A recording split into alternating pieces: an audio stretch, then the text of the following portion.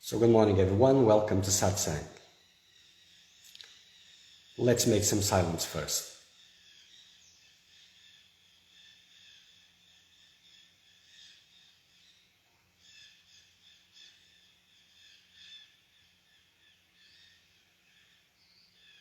Silence. Absence of self-importance.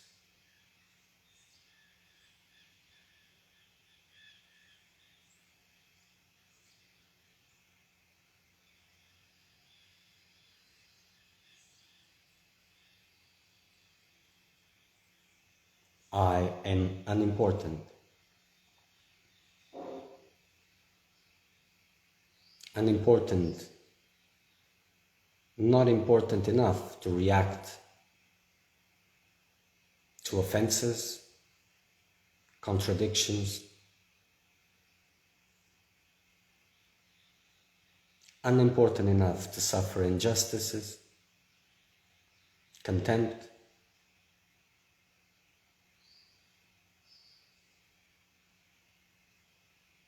This character is irrelevant.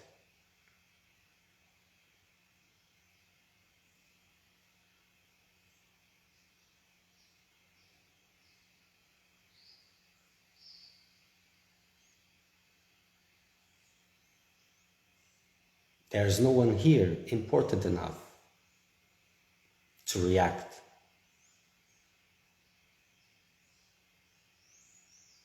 to control, to reject.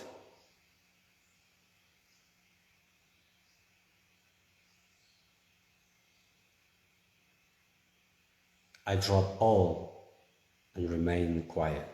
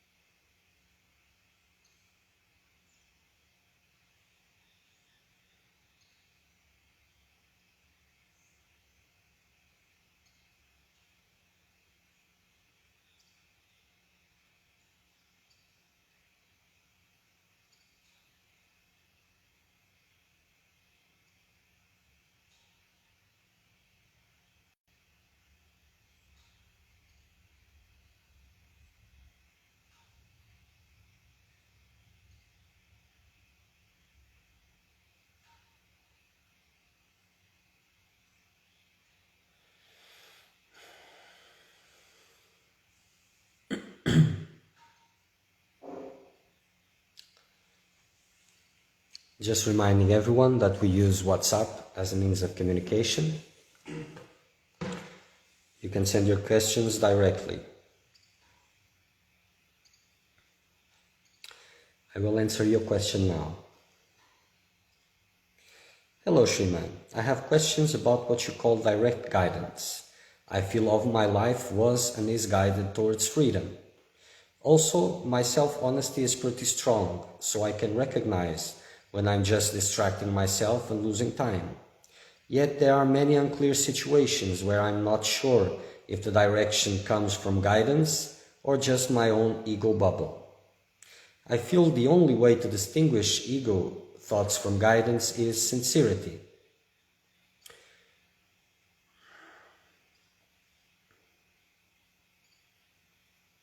Well, just making a note on this sentence. I feel the only way to distinguish ego thoughts from guidance is sincerity. No, it is not. Direct guidance, you cannot mistake it with ego thoughts. It's completely different and appears to coming from outside of you. It's not the same voice, it's not mistakable. You cannot confuse it with ego thoughts. And it is very easy to get trapped in this process. Yes. Yes, because direct guidance is not there. You said that in direct guidance you are 100% sure it is the direct way for you to go towards freedom.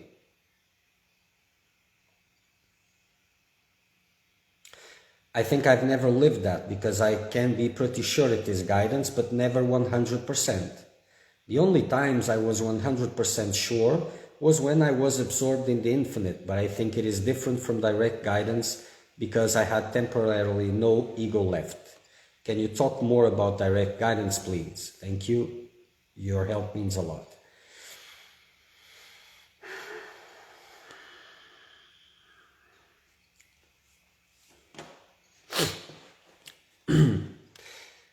Well, what you're talking about, what you're calling direct guidance, it is a phenomenon that more or less, how do you say this, walks with every seeker of truth. It is more or less that which is calling you, awakening you for certain perceptions, certain understandings, and directing your attention towards the infinite. It's like, well, it's time, before going to school, there is kindergarten. You're there just playing. There's those people around you that are preparing you for entering school. That is that phenomenon.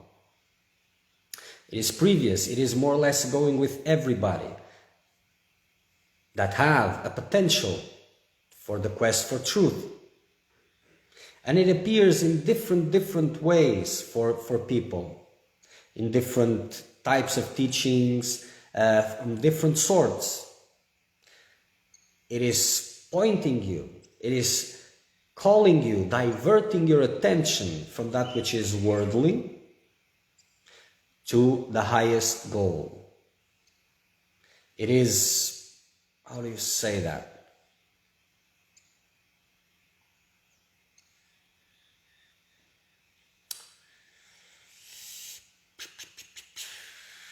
You don't. Well, I'm not finding a way to put it more clearly, what I was trying to say.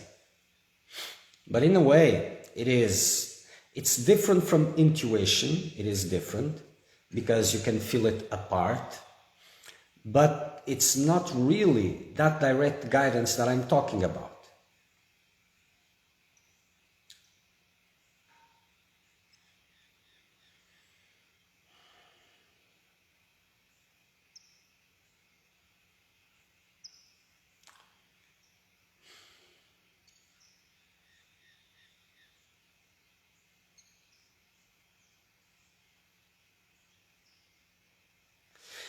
Okay.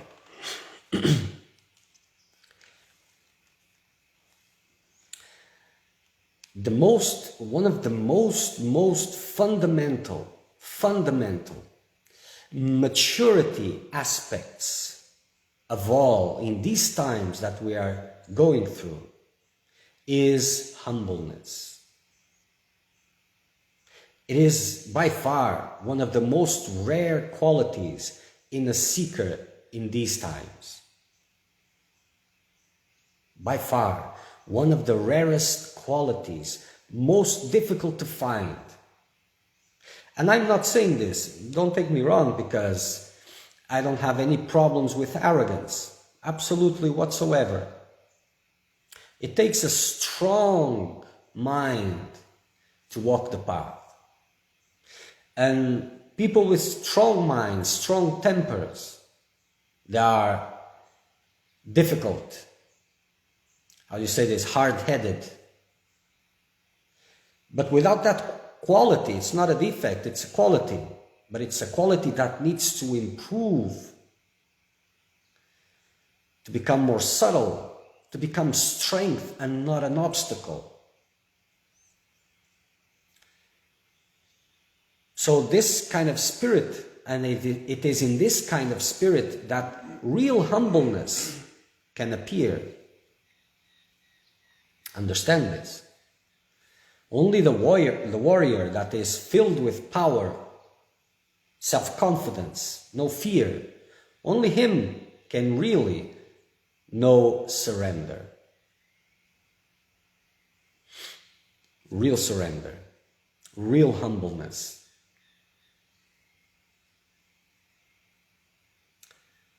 So, no problem with that, but understand something. Humbleness is by far the rarest quality these days among seekers of truth, or supposed seekers of truth, or yet to be seekers of truth. And it is by far the biggest obstacle to a living quest. And what these days is called a living process, because you feel the presence of something which is there going with you and more or less directing, which is what I explained previously. And people take it to be something phenomenal in a sense, because they haven't experienced anything beyond that. Then that's good. But it is that absence of humility, that absence, because without that humility, you cannot honor the teachings. And teachings, for them to really grow inside of you, to awaken their life inside of you, they need to be honored.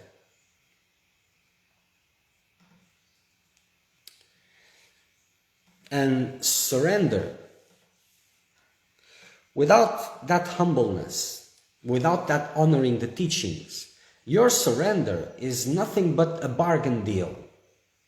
Oh, you give me freedom, I give you surrender. I surrender to you for freedom's sake. That has nothing to do with surrender. And in those conditions, it is impossible to really surrender. You don't have an idea of what that means. I'm talking to everybody, not just for the one who has written this question, of course. Probably talking about something which is much more important and behind the question in itself than the question. Where am I going with this? I speak of guidance through a master and direct guidance. I already explained a lot about direct guidance. Surrender has to be there. Things have to be in the proper place. And I already said that it is something which is quite rare. And everybody wants direct guidance, of course. But why? Well, because you're the highest seekers of all. You're very important. This self-importance and this running away from surrender is the central point of this. You see, an embodied master is a blessing in the seeker's life. Everybody, every seeker of truth should be working itself to be worthy to have an embodied master leading, because it can speak a language that it can understand.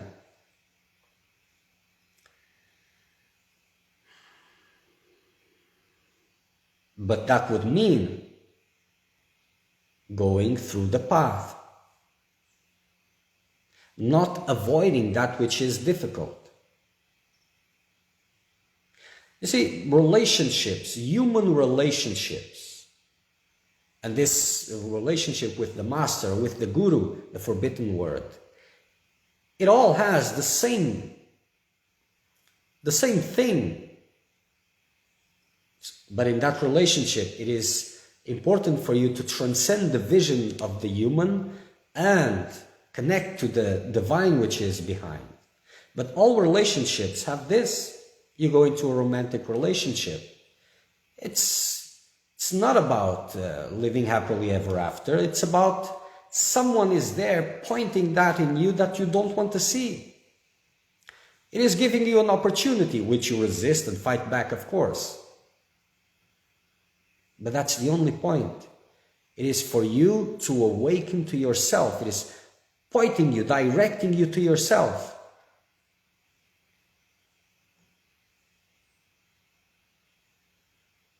That's the only purpose. It's not happily ever after because, well, eventually one dies and misery comes and whatever.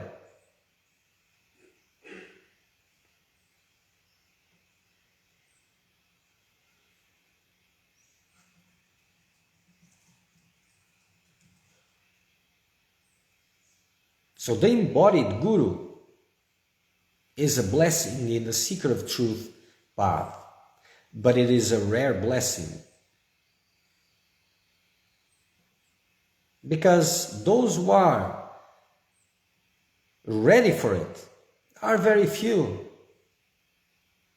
And if they are not ready for an embodied master, what can we say about, well, direct guidance?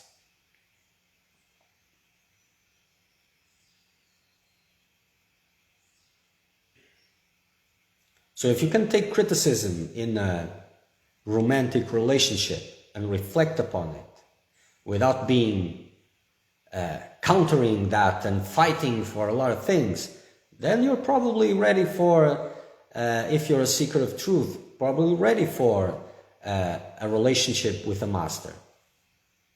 Probably, but it will be more challenging. It's different. It has its advantages and disadvantages. But direct guidance is something else.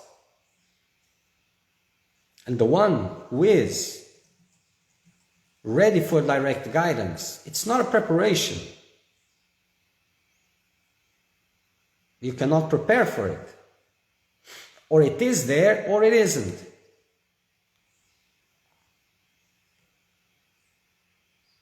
Either way, the seeker of truth who is thirsty has no time to waste. So if direct guidance is not there, he is looking for guidance. He is preparing himself and working to find his master, or for the master to find him.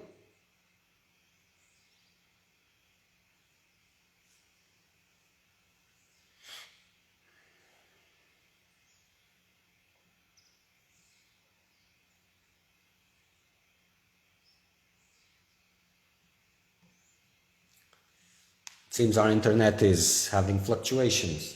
Já voltou aí? Mas está online? So we don't know if it is online. So if anyone can send a feedback. Online? Okay, so let's continue. So Instagram is functioning. If we need, we can post this then.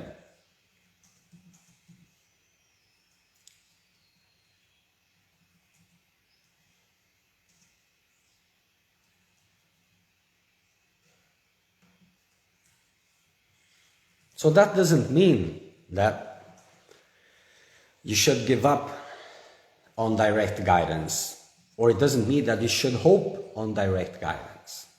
But having these hopes clarifies a lot.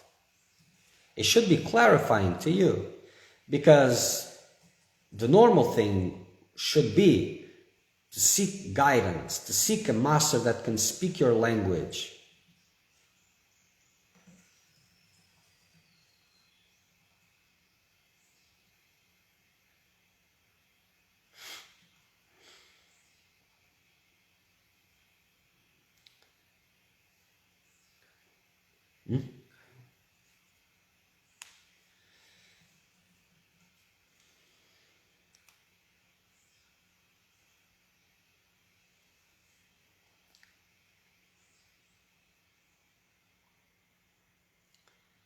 Because that's what matters.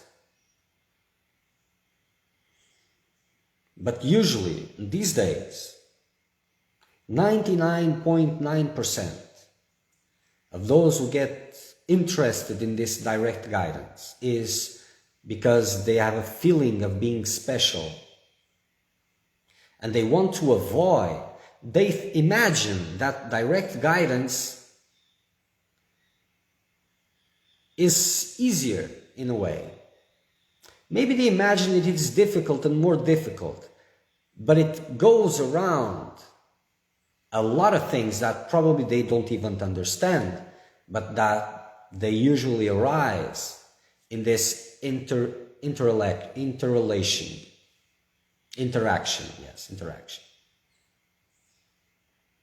So it's, in a way, about being special and having direct guidance. And in another way, probably unconscious way, it is countering, going around certain obstacles, difficulties, difficult situations that would arise.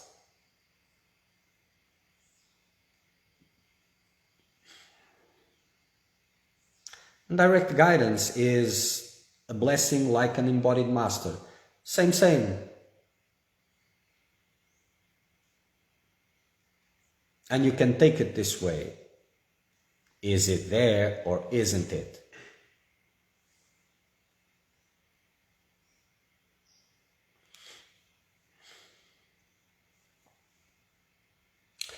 And these days, yes, there was a lot of situations with gurus and masters and all of that, that makes a lot of people question a lot of things. But nothing different from whatever it has been. You take what you need, not what you want. And if you take it in the right way, you grow. Everything is in its right place.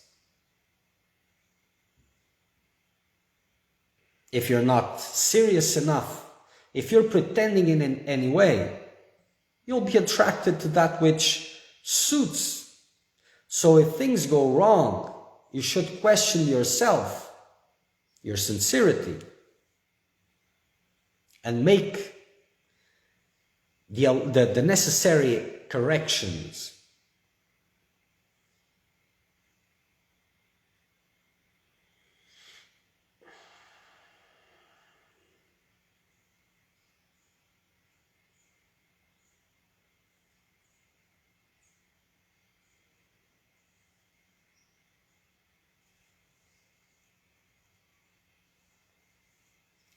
So direct guidance, or is there or it isn't. If it is, you're busy following it. You're going through a living hell because that is the intensity of it. Very different. Sometimes with an embodied guru you go through these moments.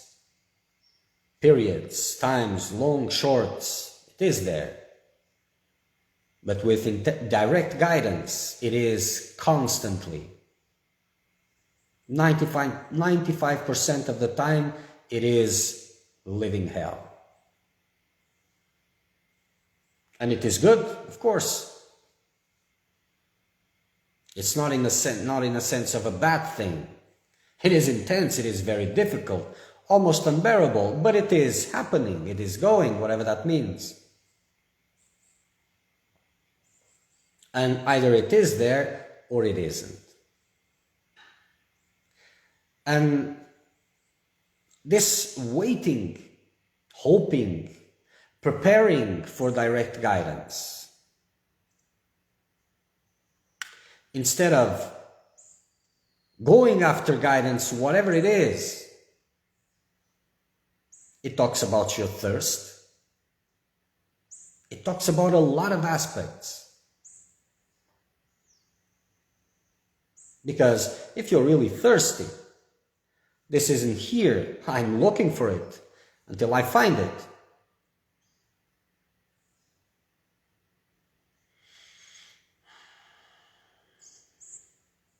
Or I'll just prepare myself. The majority is just preparing, not for direct guidance, but to avoid these ego-smashing experiences, to avoid surrender. But understand, whatever teachings you're getting from here, or from somewhere else, from a book, from whatever, without honoring them, they will not bear fruit. Without humbleness, and humbleness, it's not a ready-made state.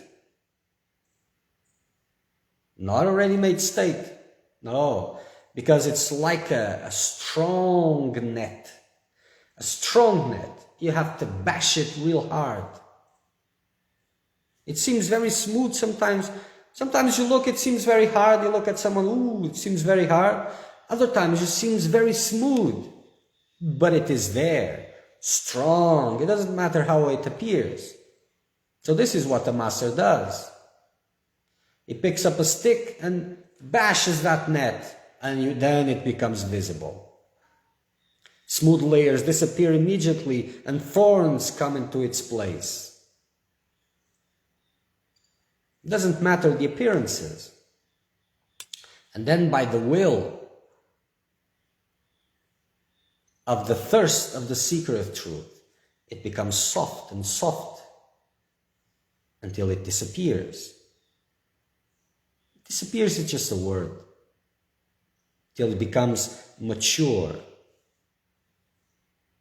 So that's when spiritual teachings, when the teachings of the master can bear fruit. The teachings are the seeds. The master is the farmer. The seeker is the land. The land by itself, if you throw just a few seeds, they will not flourish amidst the bushes. The soil has to be prepared. This is what the master does. It has time, it is preparing, taking care of the land in certain different ways. Direct guidance, it's like an atomic bomb, just enters, burst. Whatever is there, if you're ready, take it.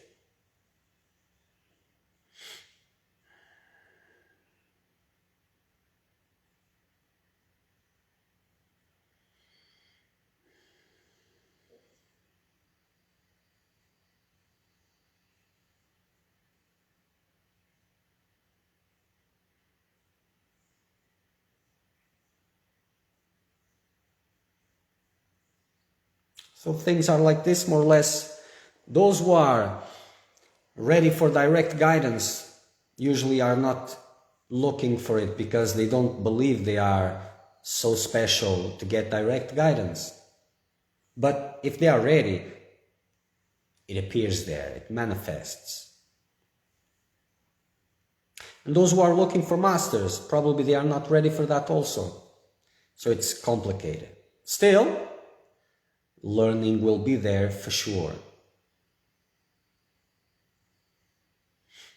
So there's no point in evaluating all these things, but I tell you, seeker of truth, if you want to shorten and to make sure that all your investments are aligned with the quest for truth, that they become the only purpose, because that is the only way to make your time count for something.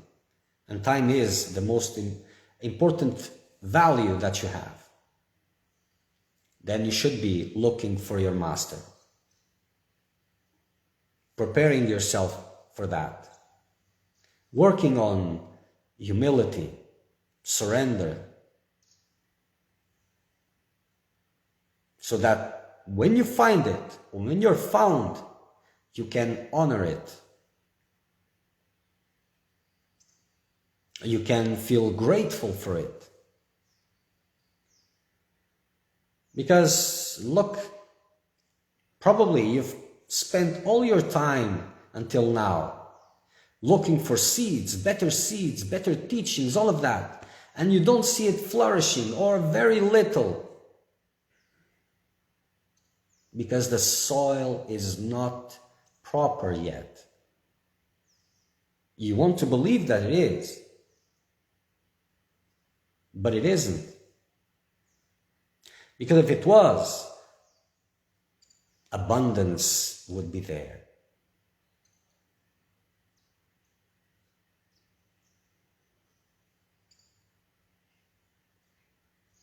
Everybody wants the highest, even those who are looking for a master. They don't want any master, they want the best one. They are looking for and seeing what others are saying, who is the most popular one, who is this and that. And that's not the way you look for a master. You intensify your practices, you make the best you can, working towards honesty, humbleness, being thankful, and you wait for that direction to come from inside, to point you there. It's not through this, it's not through an opinion. You always look for the living direction. Not here, never here. This has only one function, it is to follow.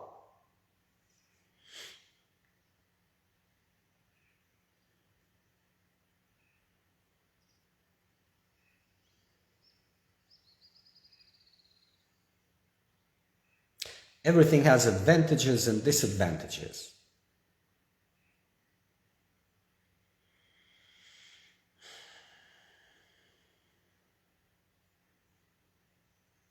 So having a hard head,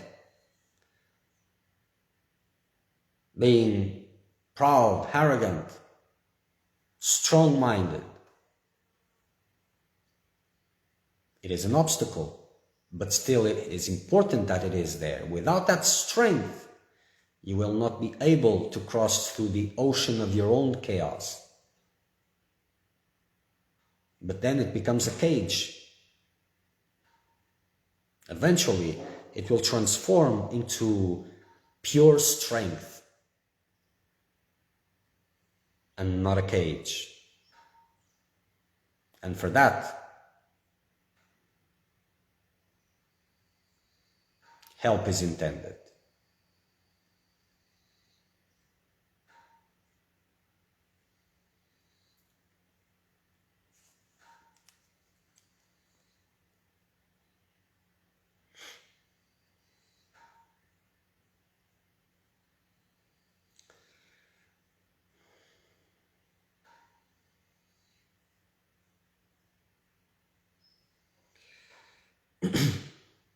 So, okay.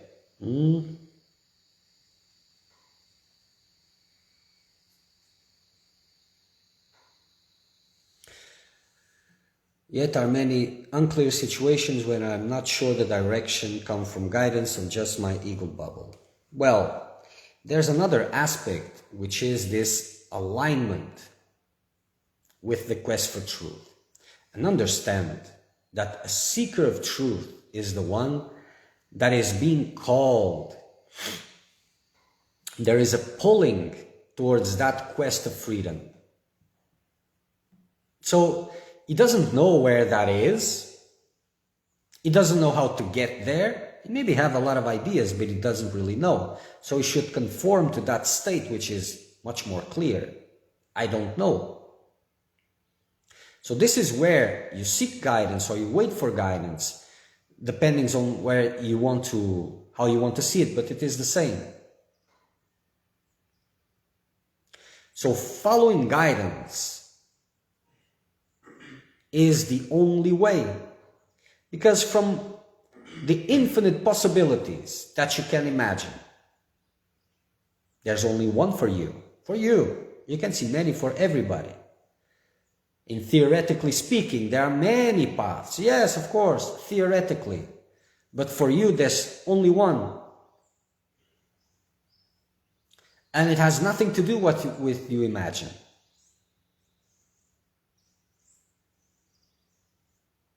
So waiting for that direction, preparing yourself for it.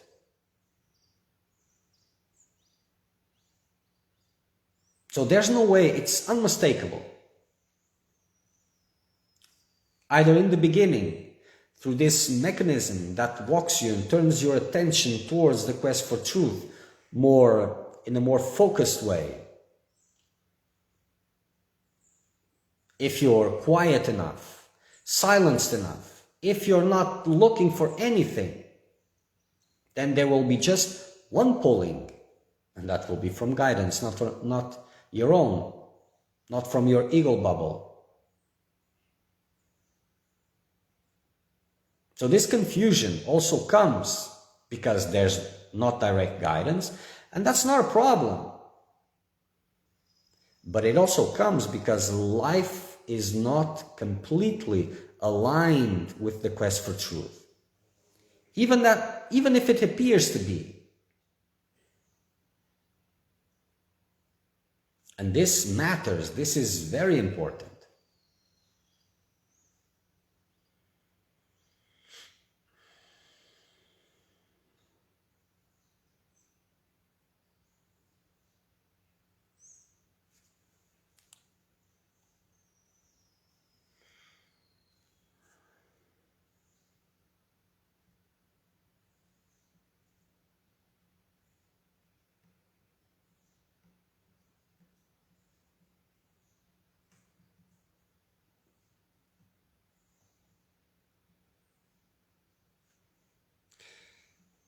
You said that in direct guidance, you are 100% sure it is the direct way to go towards freedom.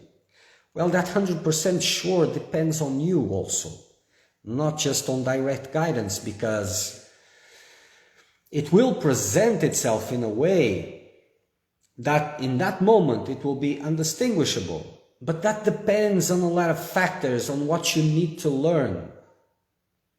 Because sometimes you will have to go through things, and doubt will consume you. And if you stop, everything disappears. It's difficult to explain, but it is very different.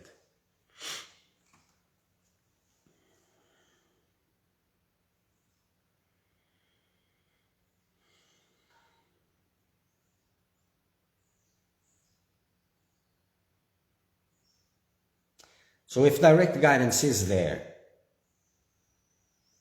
that intensity, 95% of time, intense, it's unmistakable. If it's not there, then you should be looking for your master, preparing yourself for that. Sometimes in the middle of that preparation, it comes. Who knows? Because they are not different from one another. They just appear to be different. Direct guidance doesn't go halfway. Either you're ready and it is there and it goes direct, but it's not going halfway. It's not going towards your world and explains you things a little bit so that you can give your steps in your difficulty, and even like that is difficult. Direct guidance doesn't go halfway. A master does, sometimes even more than that. to give you a hand.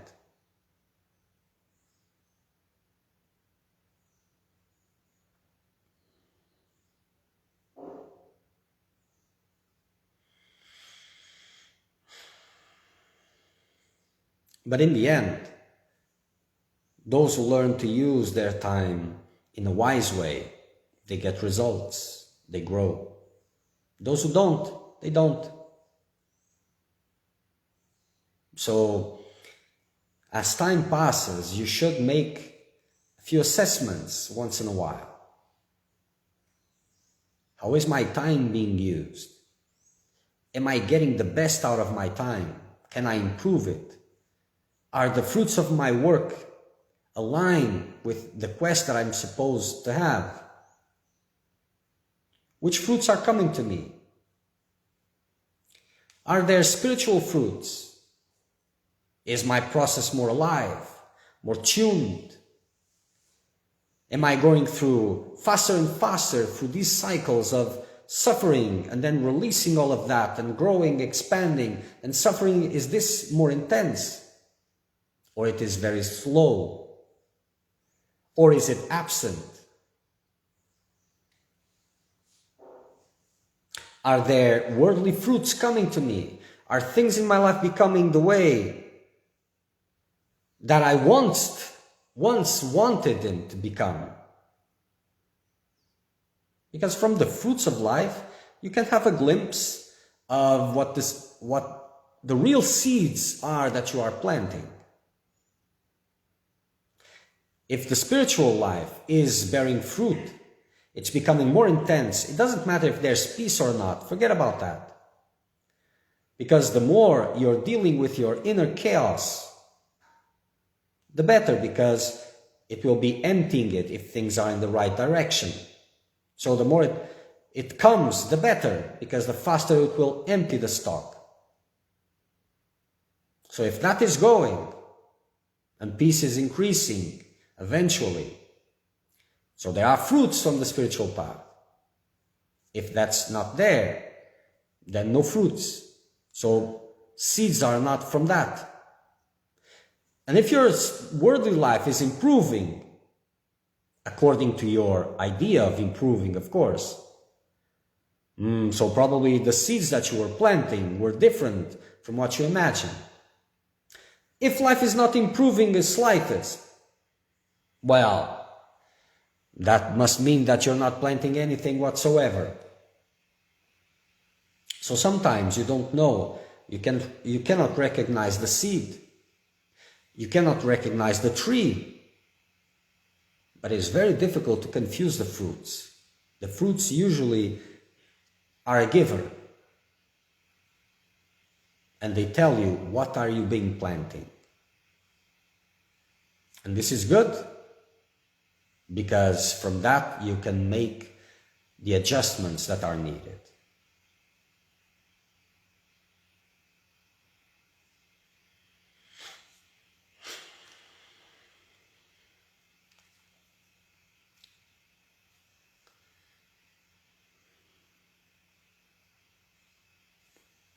There is a difference between those who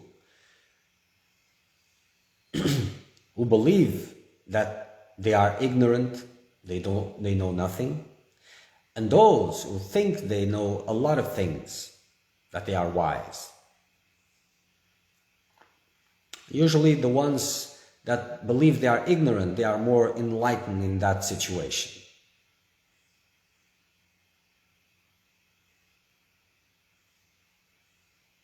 So a living master is a blessing in the seeker's life, because he can speak in a language that you can more or less, if you work hard and you're sincere, and even if you're not in that level, you will be able to get something, to understand something.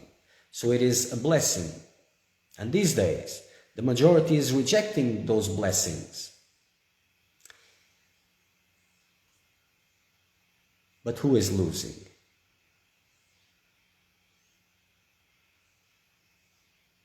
You're having the life, yes.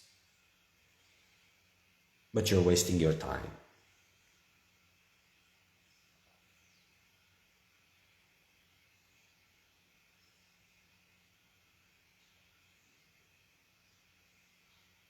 And if you cannot handle, for any reason, a relationship with the Master, well, forget about direct guidance, because it's from another planet, another reality. It is 95% under intense, almost unbearable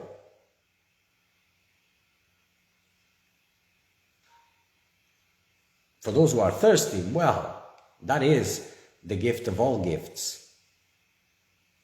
Not that you cannot get that with the living Master. Of course you can, because it's the same. The difference is the Master goes halfway, direct guidance doesn't. And it has specific purposes for just specific individuals. And the one who is choosing and choosing, well, surely is not in a hurry. He can wait. And if he can wait, well, then what's the point? The quest for truth is for those who are so thirsty for truth that life is pointless without it. They don't have a second to waste. If they cannot waste a second, why? How could they waste months, years?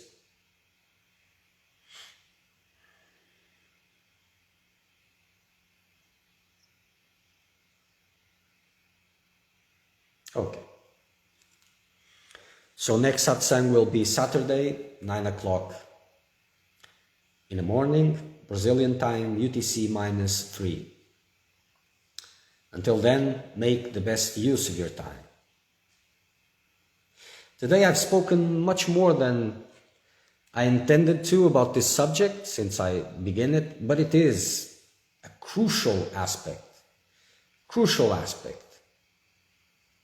But many things are not spoken because, well, who is listening?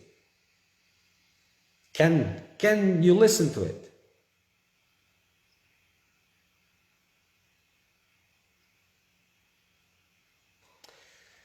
Okay. So until then, make the best use of your time. It is by far the most important asset you will ever possess, as long as you do. Watch.